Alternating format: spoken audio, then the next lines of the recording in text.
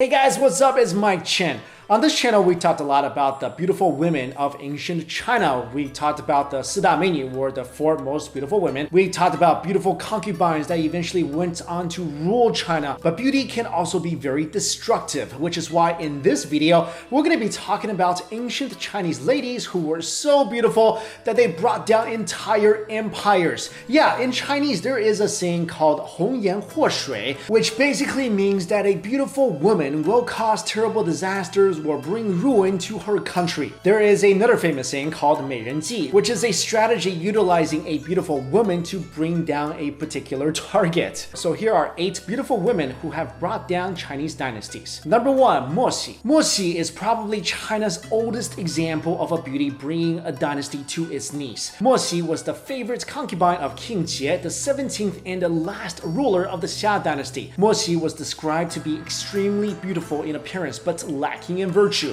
Before being introduced to Moxi, King Jie already had the reputation of being a tyrant. He treated his subjects cruelly and led a lavish lifestyle. Things got worse when he became infatuated with Moxi. He would often sit her on his lap while tending to state affairs, which is pretty inappropriate, and listen to her every word. It is said that Moxi loved the sound of silk tearing, so the king had tons of silk brought to her every day and destroyed just to make her happy. On top of that, she asked King Jie to make her a lake, yes, a lake of wine, which he did. After they were done having fun sailing around the lake of wine, Moxi then ordered 3,000 men to drink from it. She was even greatly entertained when the men drank too much and drowned. Eventually, the leader of the state of Shang defeated King Jie and had him exiled, and thus the Xia dynasty was replaced by the Shang dynasty. A lot of people think that Moxi is to blame for the fall of the Xia dynasty, but King Jie was probably already doing a pretty terrible job. Number 2, the infamous Daji. Daji is probably the most well-known ancient Chinese femme fatale. She was the favorite consort of King Zhao of the Shang dynasty. Her reputation is similar to Moxi's, but she's considered even worse. In Chinese legends, she is thought to be a malicious fox spirit in human form. In the classic novel Fengshen Yanyi,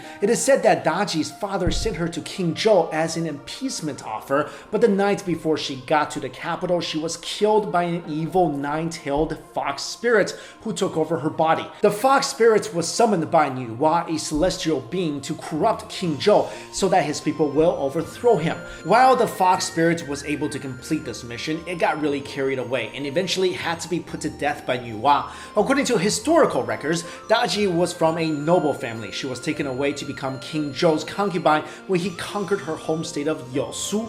King Zhou was already past 60 when he met Daji, and he had done a decent job at running the country so far. His main weakness though was beautiful women, and he was completely smitten with Daji.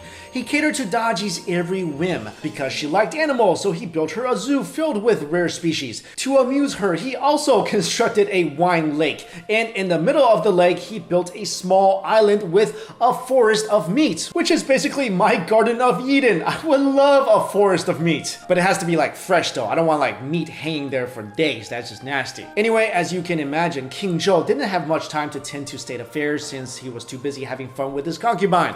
When anyone denounced Daji, King Zhou would have them put to death in a cruel manner. Daji was said to be very cruel as well, as she enjoyed hearing people's cries of suffering. She even invented a torture device that burned people to death, and she would laugh as she heard their cries of agony.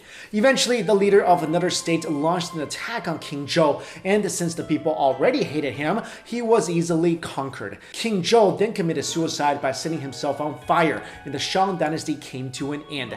Daji was also put to death by the first king of the new dynasty, Zhou. This story also spawned another popular Chinese saying called 助纣为虐. It basically means do not put your support behind a very bad person because everything will end very horribly for you. Next, we have Bao Si, one of the most beautiful women in Chinese history. She lived during the Zhou dynasty. And if it seemed like we're going through the dynasties in chronological order, that's because we are. Since the Xia and the Shang dynasties were both brought down by beautiful women, you would think that the kings of the Zhou dynasty would learn a lesson from history, but Apparently not, because King You of Zhou was so infatuated with his favorite consort Bao Si that he eventually lost the throne. Bao Si's beauty led King You to get rid of his original queen as well as the crown prince, then made Bao Si the new queen. Bao Si bore him a son named Bo Fu, who was made the new crown prince. Though Bao Si was extremely beautiful, she never smiled. The story goes King You offered 1,000 ounces of gold to anyone who could make her smile. Someone suggested the bright idea of lighting the beacon fires that were used to summon lords and armies when Zhou came under attack by invaders. The warning beacons were lit and the nobles arrived in a hurry, only to find out that it was a false alarm. Because they were in such a rush, a lot of the soldiers' uniforms weren't put on properly, and Bao Si felt this was really funny, which made her laugh, which made King You delighted. So he continued to abuse the beacons until the nobles got fed up and stopped coming. Basically, he's the king who cried wolf way too many times to make his concubine happy. And of course, like the boy who cried wolf, Zhou did eventually come under attack for real. But this time, none of the people from the surrounding states came when the warning beacons were lit. So King You was killed in the attack. The story of Bao Si and King You is very well known because it is an iconic tale of how infatuation with a beautiful woman can bring down even the most powerful dynasty. Next up, Li Ji. History does not remember Li Ji well because her nickname is Yi Dai Yao Ji, which translates to Witch of the Age. Li Ji lived during the spring-autumn period. She was the daughter of a chief of Li Rong, an ethnic tribe from western China. Duke Xian of the state of Jin defeated the Li Rong and killed Li Ji's father before taking her and her sister to become his concubines. Duke Xian had many sons born by many different women, and Li Ji also bore him 2 sons.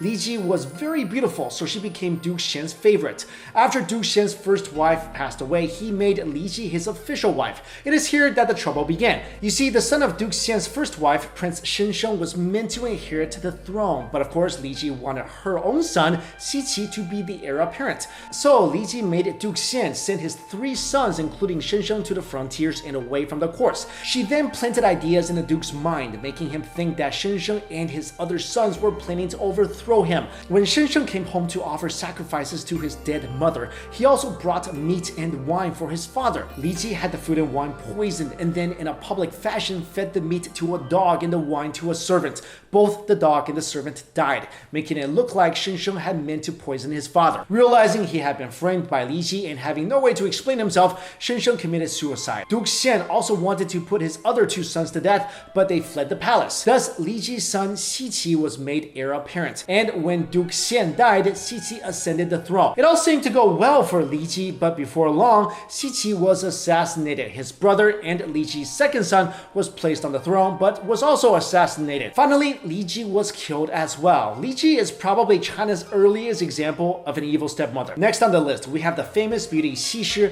whose takedown of the Wu kingdom during the spring and autumn period is quite remarkable and very unconventional. First of all, Xi Shi's beauty was unparalleled. She was considered one of the 4 most beautiful women in Chinese history. Her original name was Shi Yiguang. She is said to be so beautiful that when she peered into a pond, she would dazzle the fish and they would sink to the bottom. In contrast to the other ladies on this list, Xi Shi actually has quite a good reputation. The reason is she actually helped her own state bring down an enemy state using her good looks and charm. Perhaps one of the earliest examples of a beautiful female spy. Born in the spring and autumn period, Xi Shi was the daughter of a poor peasant couple. While she was growing up, there was a big conflict between her home state Yue and another state Wu. King Fuchai of Wu defeated King Goujian of Yue.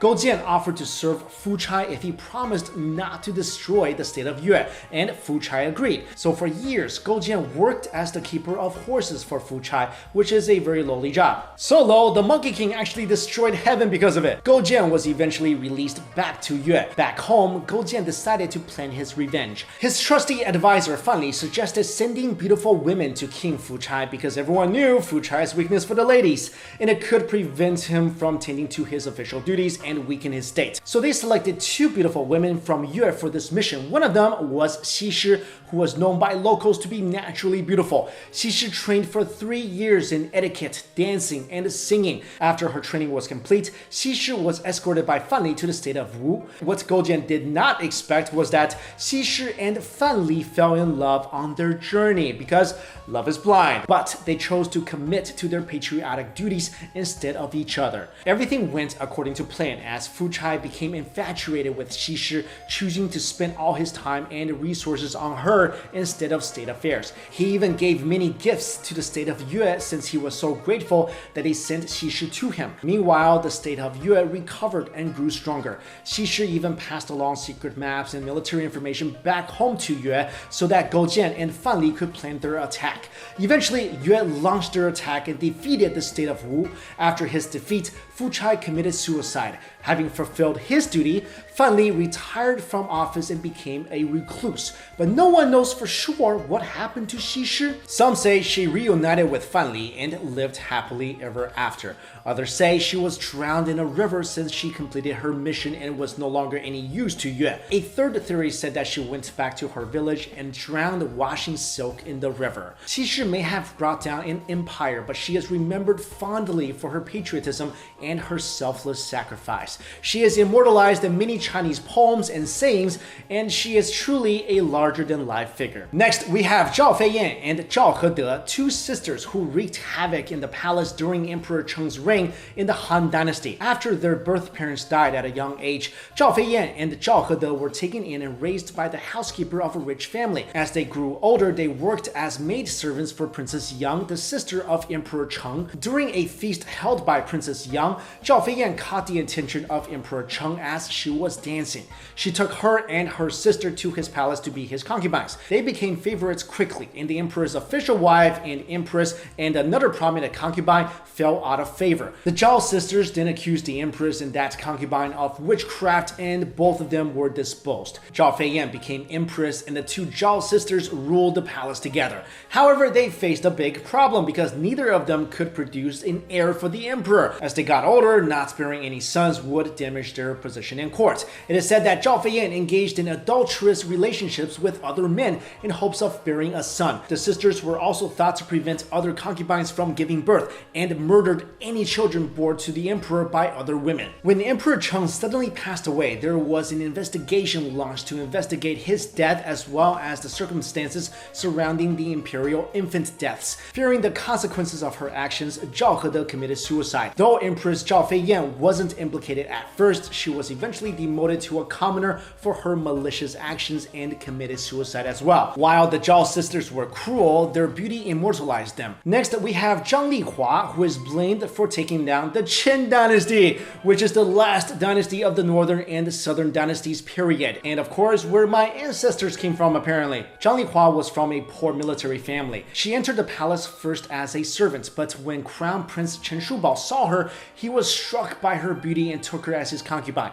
Chen Shubao became the emperor after his father died, and he gave Zhang the title of Guifei, the highest rank for imperial consorts. Chen Shubao had a similar reputation to many last rulers. He neglected state affairs and indulged in an excessive lifestyle. He built extravagant pavilions for him and his favorite consorts and spent his days feasting and partying with them. Zhang Lihua's beauty was described in legendary terms. She was very good at taking care of her appearance and dressing up nicely. Her hair was supposedly so shiny that it reflected light like a mirror. It was said that when she was dressed up, she looked like an immortal being floating in the air. In addition to her good looks, she was said to have excellent memory, knew how to read people's minds, and was clever with words. In other words, she was a skilled manipulator and had both the emperor and the imperial staff eating out of her hands. Because she was so smart, Chen Shubao would often adopt her ideas when it came to state affairs. Chen wasn't really interested in his duties, so he would often sit Zhang Lihua on his lap and discuss with her when making important decisions.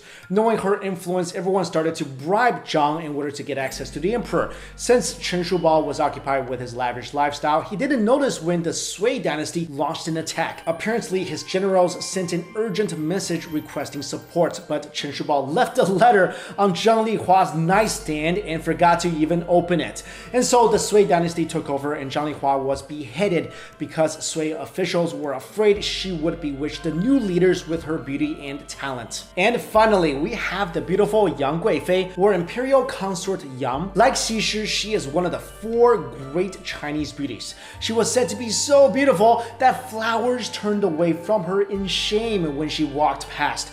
Unlike some of the other ladies we mentioned, Yang did not really really cause the end of a dynasty, but she is still blamed for stirring up a rebellion that caused millions of deaths and severely weakened the Tang Dynasty. Famous for her voluptuous figure, she was the beloved concubine of the aging Tang Emperor Xuanzong. Yang Guifei's original name was Yang Yuhuan, and at 17 years old, she became the consort of Li Mao, Emperor Xuanzong's 18th son. 2 years later, the emperor met Yang Yuhuan and was smitten by her beauty. Of course, this is like a Greek tragedy because the father loved the son's wife. And of course, this would not seem proper. So Yang applied to be released from her marriage and became a Taoist nun, which was really just her excuse to get out of the marriage. Even though she was a nun in name, Yang never moved away from the palace and frequently received visits from the emperor.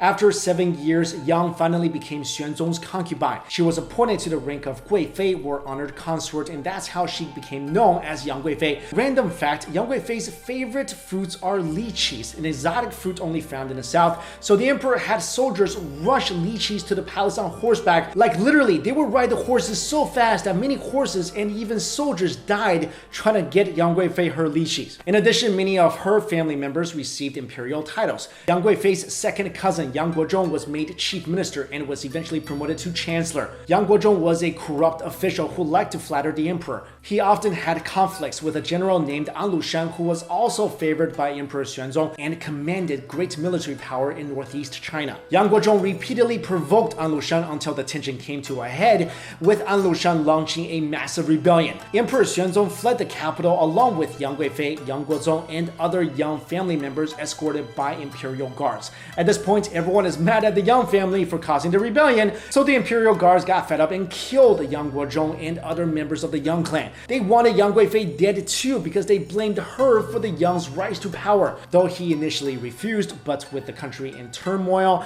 Emperor Xuanzong had no choice but to consent.